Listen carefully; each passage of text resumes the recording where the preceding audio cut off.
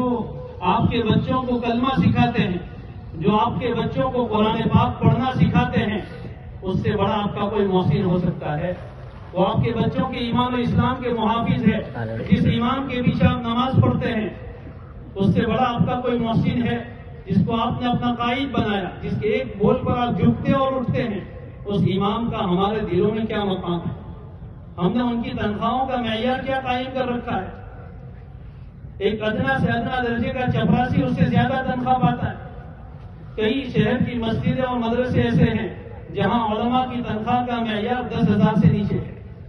آپ بھی اپنا گھر چلاتے ہوں گے، آپ بھی بازار میں راشن لینے جاتے ہوں گے، آپ کے گھر میں بھی بجلی کا بل آتا ہوگا، آپ کے گھر میں بھی گیس کا بل آتا ہوگا. آپ کو پتا ہوگا کہ آپ کا گھر کیسے چلتا ہے.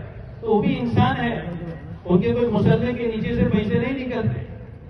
اگر ہم اپنے علماء کا، اپنے مدرسین کا، اپنے ائمہ کی تنخواہ کا معیار بلند نہیں کریں گے تو یاد رکھیں کبھی ایسا دن اللہ نہ دکھائے کہ ہمیں امام کو تلاش کرنے کے لیے در بدر کی ٹھوکریں کھانی پڑے، ہمارے بچوں کو علم دین پڑھانے والا کوئی نہ ملے.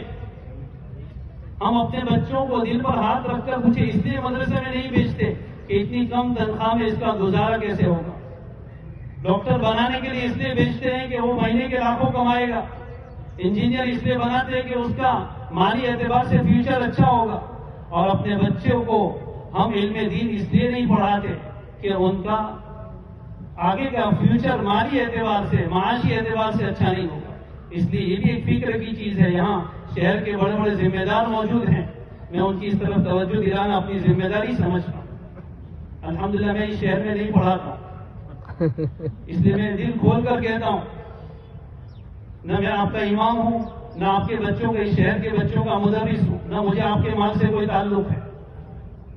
لیکن یہ آپ کی خیر خواہی کے لیے کہہ رہا ہوں کہ اگر آپ نے اس معیار کو بلند نہیں کیا، یہ فکر نہیں کی، کیوں شہر محلے کے نوجوان مل کر یہ طے نہیں کرتے کہ انشاءاللہ ہم سب ہر مہینے اپنی تنخواہ میں سے کچھ نہ کچھ رقم جمع کر کے اپنے امام کو، اپنے بچوں کے مدرس کو ہدیتاً پیش کریں. آپ جتنی فیس اپنے بچوں کے اسکول کے ٹیوشن کرانے والے کو دیتے ہیں، کیا آپ سال میں ایک آدھ مرتبہ بھی اپنے بچوں کے مکتب پڑھانے والے استاد کو کوئی ہدیہ پیش کرتے ہیں؟ کیا احسان کا بدلہ یہی دیا جاتا ہے؟ وہ تو آپ کے بچوں پر اور آپ پر اتنا بڑا احسان کرے، آپ نے اس احسان کا کیا بدلہ دیا؟ جس امام کے پیچھے آپ کی سال بھر کی نمازیں ہوتی ہیں، اس امام کو آپ نے کیا بدلہ دیا؟